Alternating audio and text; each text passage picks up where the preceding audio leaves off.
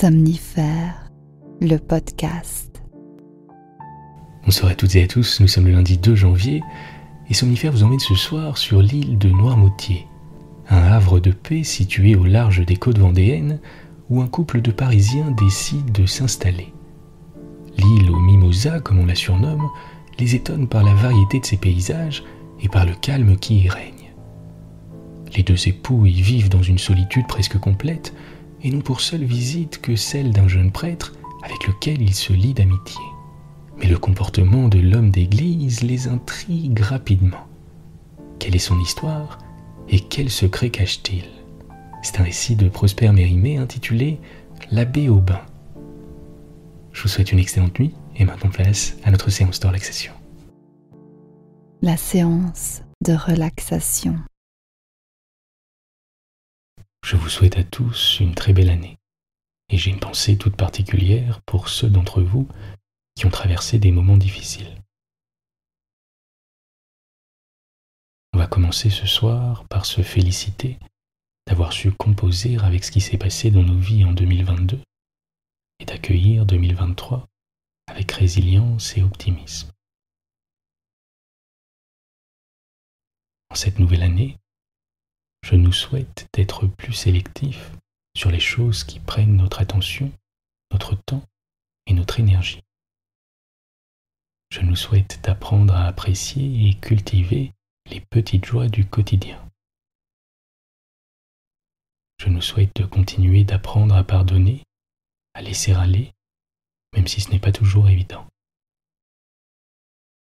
De nous séparer de ce qui n'a plus de place dans nos vies, pour laisser la place à de nouvelles choses et de nouvelles personnes. D'être plus indulgents avec les autres et avec nous-mêmes. De trouver le temps de prendre soin de nous et de s'accorder des moments de détente et de plaisir. Je nous souhaite de belles rencontres et de grands éclats de rire. Je nous souhaite évidemment de belles nuits de sommeil. Et enfin, je nous souhaite beaucoup d'amour, car c'est ce qu'il y a de plus important. On va à présent prendre un petit moment pour se laisser bercer par notre respiration. Et pour observer les mouvements subtils qu'elle provoque. À l'inspire et à l'expire.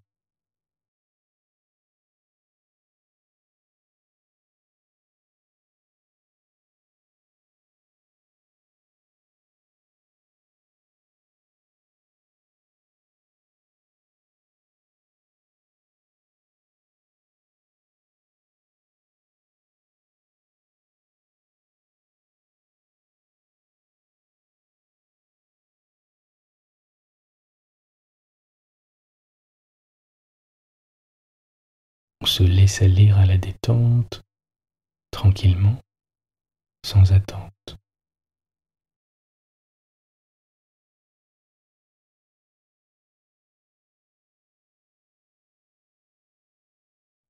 En observant le poids de notre corps sur le matelas,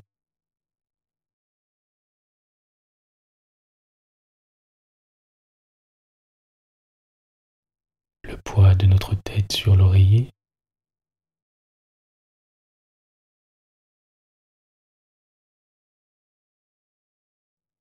la température de la pièce,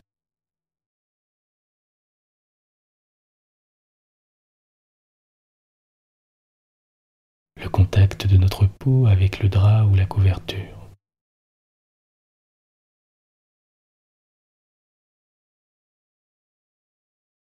Et on s'autorise tranquillement à refermer cette journée.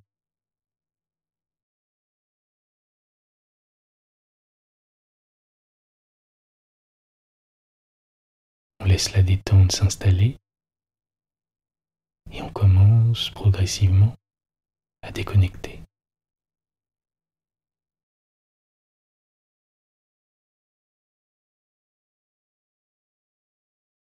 On détend comme d'habitude l'espace entre les deux sourcils.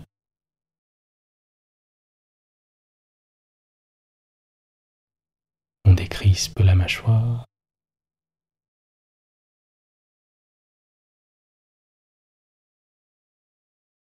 On déplisse notre front.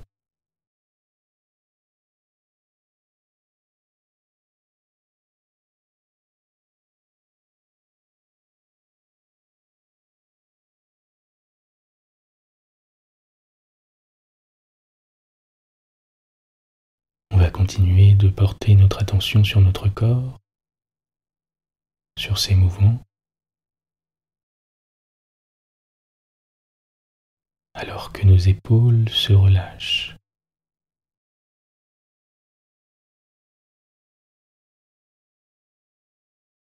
La détente se diffuse progressivement dans la région de notre nuque.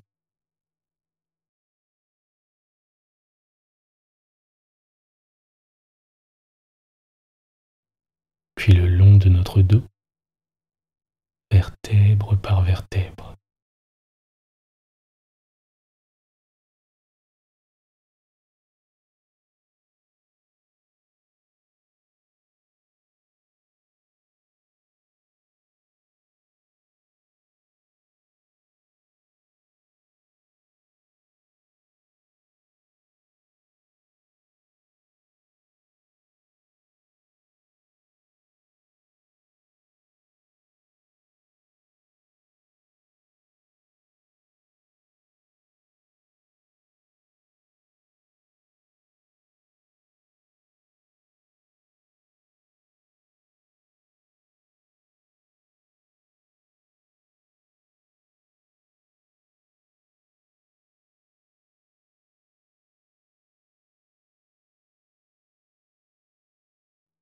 Vous pouvez, si vous le souhaitez, prendre un petit moment pour poser une intention pour cette nouvelle année.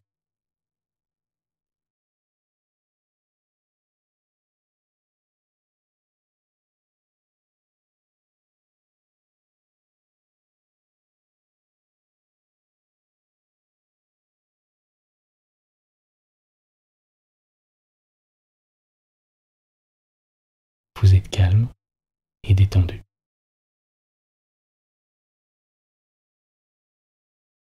L'histoire du soir. Il est inutile de dire comment les lettres suivantes sont tombées entre nos mains. Elles nous ont paru curieuses, morales et instructives. Nous les publions sans autre changement que la suppression de certains noms propres et de quelques passages qui ne se rapportent pas à l'aventure de l'abbé Aubin. Première lettre. De Madame de P à Madame de G. À Noirmoutier. J'ai promis de t'écrire, ma chère Sophie, et je tiens parole. Aussi bien n'ai-je rien de mieux à faire par ces longues soirées. Ma dernière lettre t'apprenait comment je me suis aperçu tout à la fois que j'avais 30 ans et que j'étais ruiné. Au premier de ces malheurs, hélas, il n'y a pas de remède. Au second, nous nous résignons assez mal, mais enfin nous nous résignons. Pour rétablir nos affaires, il nous faut passer 2 ans pour le moins dans le sombre manoir d'où je t'écris. J'ai été sublime. Aussitôt que j'ai su l'état de nos finances, j'ai proposé à Henri d'aller faire des économies à la campagne, et 8 jours après, nous étions à Noirmoutier. Je ne te dirai rien du voyage. Il y avait bien des années que je ne m'étais trouvé pour aussi longtemps seul avec mon mari. Naturellement, nous étions l'un et l'autre d'assez mauvaise humeur. Mais comme j'étais parfaitement résolu à faire bonne contenance, tout s'est bien passé. Tu connais mes grandes résolutions et tu sais si je les tiens. Nous voilà installés. Par exemple, Noirmoutier, pour le pittoresque, ne laisse rien à désirer. Des bois, des falaises, la mer à un quart de lieue. Nous avons 4 grosses tours dont les murs ont 15 pieds d'épaisseur. J'ai fait un cabinet de travail dans l'embrasure d'une fenêtre. Mon salon de 60 pieds de long est décoré d'une tapisserie à personnages de bêtes. Je meurs de peur toutes les fois que j'y passe après le soleil couché. Tout cela est meublé fort mal, comme tu le penses bien. Les portes ne joignent pas, les boiseries craquent, le vent siffle et la mer mugit de la façon la plus lugubre du monde. Pourtant, je commence à m'y habituer. Je range, je répare, je plante. Avant les grands froids, je me serais fait un campement tolérable. Tu peux être assuré que ta tour sera prête pour le printemps. Le mérite de Noirmoutier, c'est que nous n'avons pas de voisins. Solitude complète. Je n'ai d'autres visiteurs, grâce à Dieu, que mon curé, l'abbé Aubin. C'est un jeune homme fort doux, bien qu'il ait des sourcils arqués et bien fournis, et de grands yeux noirs comme un traître de mélodrame. Dimanche dernier, il nous a fait un sermon, pas trop mal pour un sermon de province. Que le malheur était un bienfait de la Providence pour épurer nos âmes. Soit. À ce compte, nous devons des remerciements à cet honnête agent de change qui a voulu nous épurer en emportant notre fortune. Adieu, ma chère amie. Mon piano arrive avec force caisse. PS. Je rouvre ma lettre pour te remercier de ton envoi. Tout cela est trop beau, beaucoup trop beau pour Noirmoutier. La capote grise me plaît. J'ai reconnu ton goût. Je la mettrai dimanche pour la messe. Peut-être qu'il passera un commis voyageur pour l'admirer. Mais pour qui me prends-tu avec tes romans? Je suis une personne sérieuse. N'ai-je pas de bonnes raisons? Je vais m'instruire. À mon retour à Paris, dans 3 ans d'ici, j'aurai 33 ans juste ciel. Je veux être une Philaminte. Que me conseilles-tu d'apprendre? L'allemand ou le latin? Ce serait bien agréable de lire les contes d'Hoffmann dans l'original. Noirmoutier est le vrai lieu pour les contes fantastiques. Mais comment apprendre l'allemand à Noirmoutier? Le latin me plairait assez, car je trouve injuste que les hommes le sachent pour eux seuls. J'ai envie de me faire donner des leçons par mon curé. Seconde lettre, la même à la même, à Noirmoutier. Tu as beau t'en étonner, le temps passe plus vite que tu ne crois. Plus vite que je ne l'aurais cru moi-même. Ce qui soutient surtout mon courage, c'est la faiblesse de mon compagnon. En vérité, les hommes sont bien inférieurs à nous. Il est d'un abattement, d'un avilimento qui passe la permission. Il se lève le plus tard qu'il peut, monte à cheval ou va chasser, ou bien faire visite aux plus ennuyeuses gens du monde, notaires ou procureurs qui demeurent à la ville, c'est-à-dire à 6 lieues d'ici. L'air de la campagne me fait un bien infini. Je me porte à merveille, et quand je me regarde dans ma glace, je ne me donnerai pas 30 ans. Et puis, je me promène beaucoup. Hier, j'ai tant fait qu'Henri est venu avec moi au bord de la mer. Pendant qu'il tirait sur des mouettes, j'ai lu Le Chant des pirates. Sur la grève, devant une mer houleuse, ces beaux vers semblent encore plus beaux. Notre mer ne vaut pas celle de la Grèce, mais elle a sa poésie comme toutes les mers. Sais-tu ce qui me frappe dans Lord Byron? C'est qu'il voit et qu'il comprend la nature.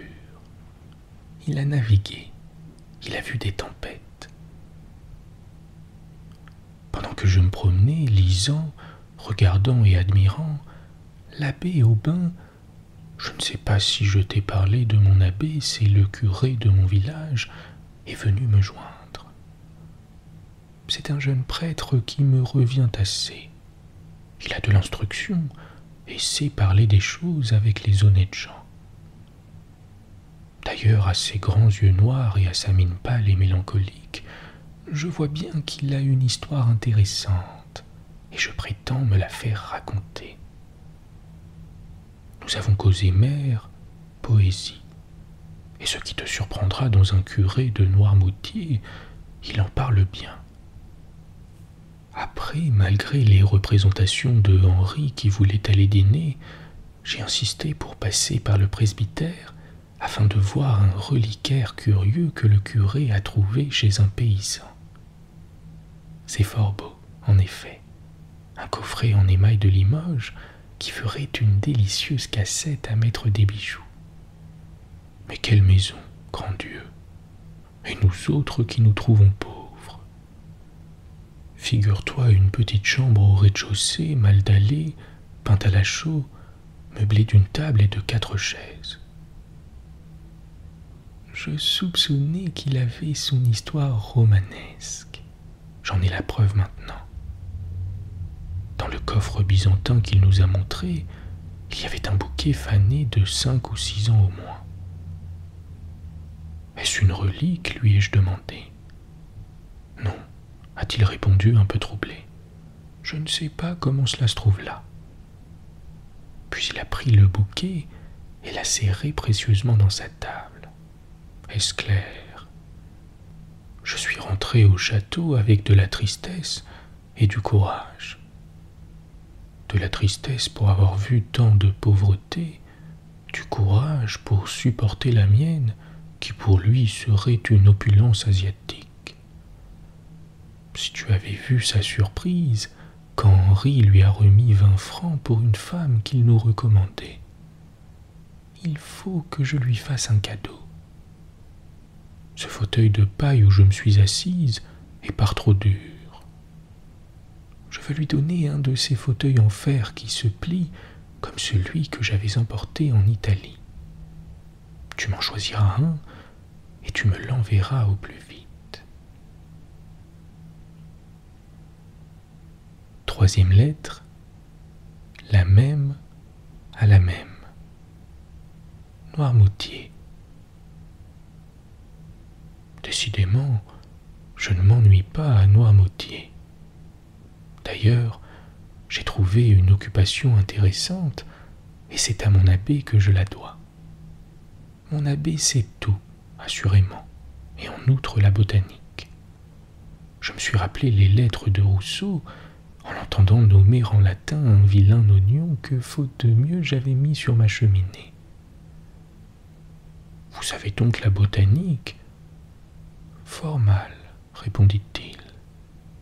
Mais assez, il faut bien l'avouer, pour donner quelque intérêt à mes promenades solitaires. J'ai compris tout de suite qu'il serait très amusant de cueillir de belles fleurs dans mes courses, de les faire sécher et de les ranger proprement dans mon vieux Plutarque à mettre des rabats. Montrez-moi la botanique, lui ai-je dit. Il voulait attendre au printemps, car il n'y a pas de fleurs dans cette vilaine saison. Mais vous avez des fleurs séchées, lui ai-je dit. J'en ai vu chez vous. Je crois t'avoir parlé d'un vieux bouquet précieusement conservé. Si tu avais vu sa mine, pauvre malheureux, je me suis repenti bien vite de mon allusion indiscrète. Pour la lui faire oublier, je me suis hâté de lui dire qu'il devait avoir une collection de plantes sèches. Cela s'appelle un herbier. Il en est convenu aussitôt, et dès le lendemain, il m'apportait dans un ballot de papier gris force jolies plantes, chacune avec son étiquette. Le cours de botanique est commencé. J'ai fait tout de suite des progrès étonnants.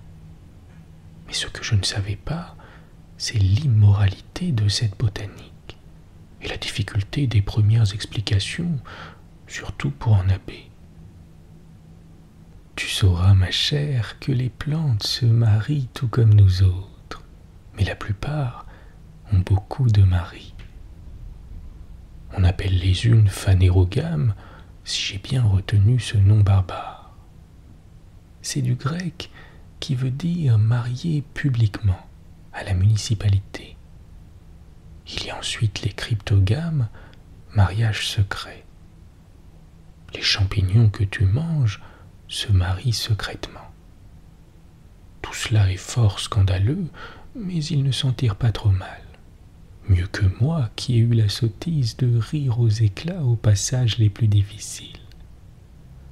Mais à présent, je suis devenue prudente et je ne fais plus de questions. 4e lettre. La même à la même. Noirmoutier. Tu veux absolument savoir l'histoire de ce bouquet conservé si précieusement. Mais en vérité, je n'ose la lui demander. D'abord, il est plus que probable qu'il n'y a pas d'histoire là-dessous. Puis s'il y en avait une, ce serait peut-être une histoire qu'il n'aimerait pas à raconter. Allons, point de menterie. Tu sais bien que je ne puis avoir de secret avec toi. Je la sais, cette histoire, et je vais te la dire en 2 mots. Comment se fait-il, monsieur l'abbé, lui ai-je dit un jour, qu'avec l'esprit que vous avez et tant d'instructions, vous vous soyez résigné à devenir le curé d'un petit village? Lui, avec un triste sourire. Il est plus facile, a-t-il répondu, d'être le pasteur de pauvres paysans que pasteur de citadins. Chacun doit mesurer sa tâche à ses forces. C'est pour cela, dis-je, que vous devriez être mieux placé. Mais je suis bien ici, répondit-il. Que me faut-il? Ne suis-je pas heureux à Noirmoutier? Si j'y fais un peu de bien, alors c'est ma place. Je ne dois pas la quitter. Et puis la ville me rappelle... Il s'arrêta, les yeux mornes et distraits. Puis reprenant tout à coup. Nous ne travaillons pas, dit-il, et notre botanique. Je n'étais pas intéressé par la botanique, et je continuai les questions. Quand êtes-vous entré dans les ordres? Il y a 9 ans. 9 ans? Je me suis toujours figuré que ce n'est pas une vocation de jeunesse qui vous a conduit à vous faire prêtre.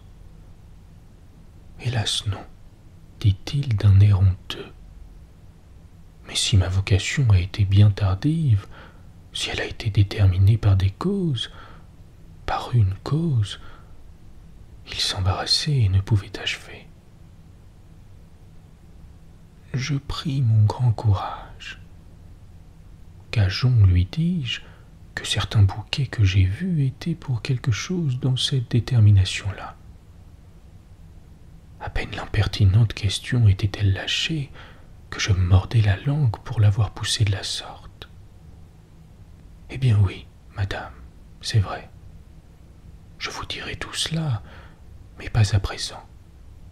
Une autre fois. Voici l'Angélus qui va sonner. Et il était parti avant le premier coup de cloche. Je m'attendais à quelque histoire terrible. Il revint le lendemain, et ce fut lui qui reprit notre conversation de la veille. Il m'avoua qu'il avait aimé une jeune personne, mais elle avait un peu de fortune, et lui, étudiant, n'avait d'autres ressources que son esprit. Il lui dit : « Je pars pour Paris, où j'espère obtenir une place. Mais vous, pendant que je travaillerai jour et nuit pour me rendre digne de vous, ne m'oublierez-vous pas ? » La jeune personne était fort romanesque. Elle lui donna son bouquet en signe de sa foi. Mais 1 an après, il apprenait son mariage. Ce coup l'accabla, il renonça à suivre le concours. Pendant des années, il n'a pu penser à autre chose. Et en se rappelant cette aventure si simple, il paraissait aussi ému que si elle venait de lui arriver. Puis tirant le bouquet de sa poche. « C'était un enfantillage de le garder, dit-il. Peut-être même était-ce mal. Et il le jeta au feu. Lorsque les pauvres fleurs eurent cessé de craquer et de flamber, il reprit avec plus de calme. Je vous remercie de m'avoir demandé ce récit. C'est à vous que je dois de m'être séparé d'un souvenir qu'il ne me convenait guère de conserver. Mais il avait le cœur gros, et l'on voyait sans peine combien le sacrifice lui avait coûté. Quelle vie, mon Dieu, que celle de ces pauvres prêtres. Les pensées les plus innocentes, ils doivent se les interdire. Ils sont obligés de bannir de leur cœur tous ces sentiments qui font le bonheur des autres hommes. Adieu. Je me reproche ma curiosité comme une mauvaise action, mais c'est toi qui en es la cause. Bonne nuit. Bonne nuit.